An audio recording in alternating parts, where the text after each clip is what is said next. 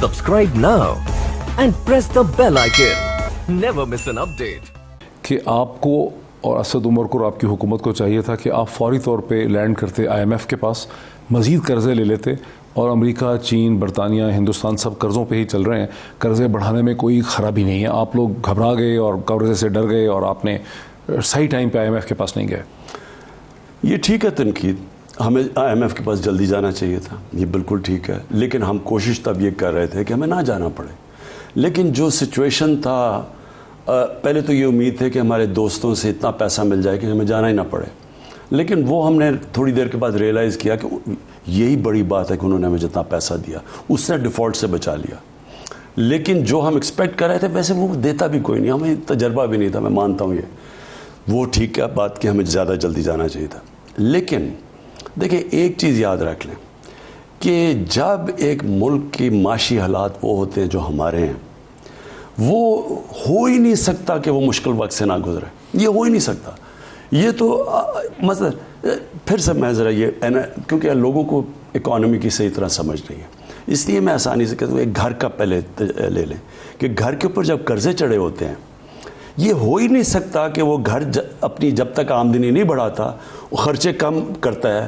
وہ اس مشکل وہ اب جب آپ خرچے کم کرتے ہیں کیا ہوتا ہے؟ اب بچوں کی جناب آپ فیس نہیں دے سکتے، ان کو ایک اچھے اسکول سے کمزور اسکول میں لے کے جاتے ہیں، کئی بجائے اسکول سے نکال لیتے ہیں. ان کو کپڑے نہیں آپ نہیں دے سکتے، کھانا آپ بجائے گوشت کھانے کے دال پہ آ جاتے ہیں. یعنی گھر ایک مشکل وقت سے گزرتا ہے. تو میں صرف لوگوں کو وہ لوگ بےتاب ہوتے ہیں، لوگوں میں صبر نہیں ہوتا، کہتے ہیں جی کیوں نہیں ایک دم چینج آیا، نیا پاکستانی بنا.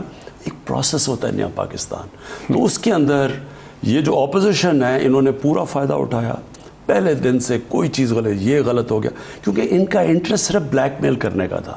وہ ہر کووڈ پہ انہوں نے بلیک میل کیا، فیٹ اپ پہ یہ بلیک میل کر رہے ہیں، اکانومی کے اوپر انہوں نے کیا. کشمیر پھر وہ جو کنٹینر پہ سب چڑھ گئے کہ کہہ رہے ہیں لبرل اور اسلام خطرے میں ہیں. تو ان کا ون پوائنٹ ایجنڈا ہے. اور ابھی بھی میں مینٹین کرتا ہوں کہ جب آپ کے ملک کے اندر کرمنلز پالیٹکس میں آ جائیں، وہ بجائے ملک کے انٹرسٹ کو پروٹیکٹ کرنے کے لیے وہ اپنے ذات کے انٹرسٹ کو پروٹیکٹ کرتے ہیں. وہ زیادہ ملک کو نقصان پہنچاتے ہیں بجائے دشمنوں کے.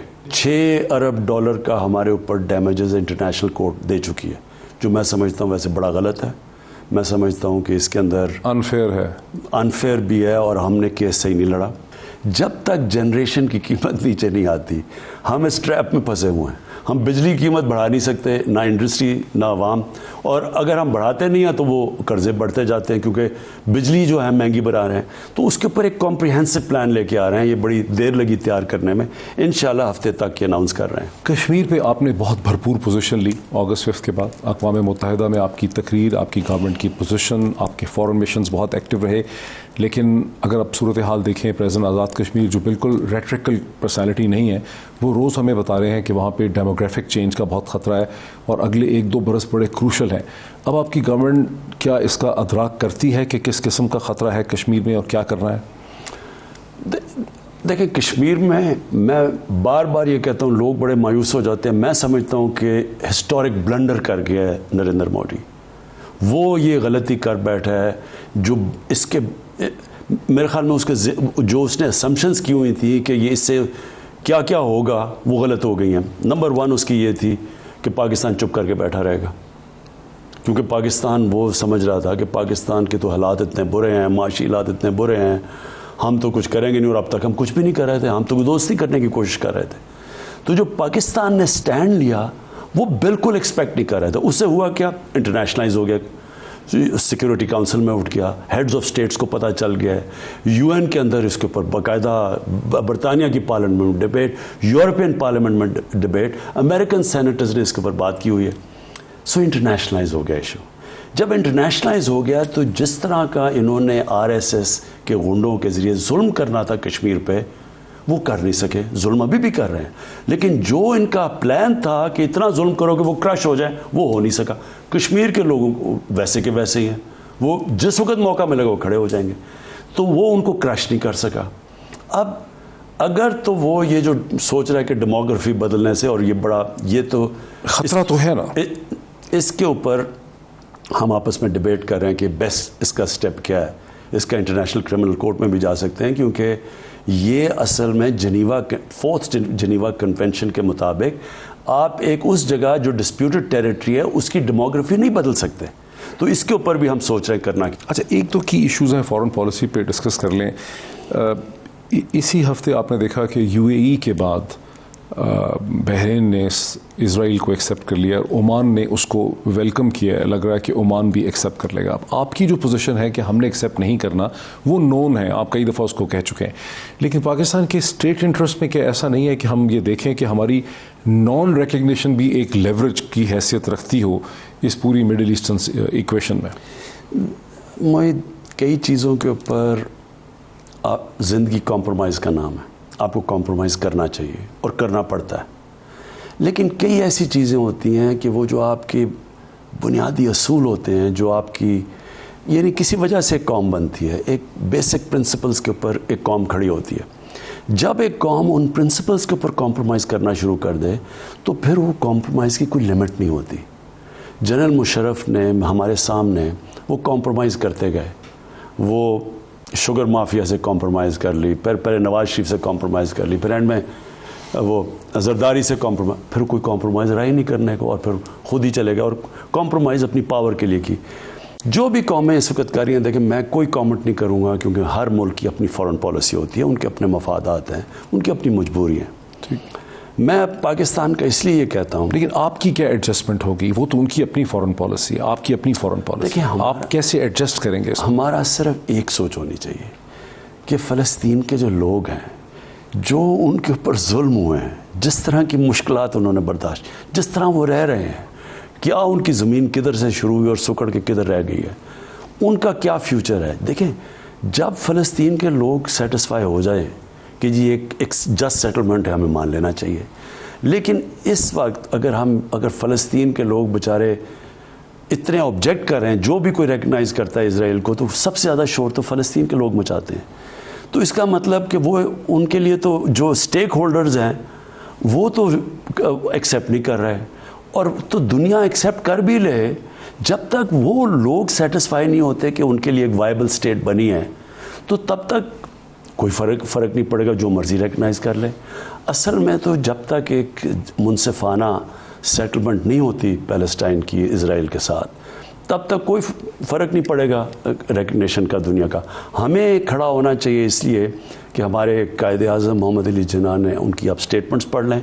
انہوں نے شروع سے کھڑے تھے فلسطین کے لوگوں کے ساتھ، اور ہمیں بھی کھڑا ہونا چاہیے. 23 یا 24 تاریخ کو آپ یو این جنرل اسمبلی کو وایا ویڈیو لنک خطاب کریں گے، وہاں کیا ایجنڈا ریز کریں گے؟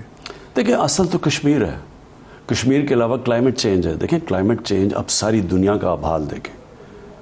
کلائمیٹ چینج نے تباہی مچی. کیلیفورنیا میں آ گئے ہیں، فلڈز آئے ہوئے ہیں دنیا میں، ہر تہلکہ دیکھ لیں. یہی لوگ پہلے کہتے تھے کہ کلائمیٹ چینج آئی نہیں، ڈینائی کرتے تھے لوگ.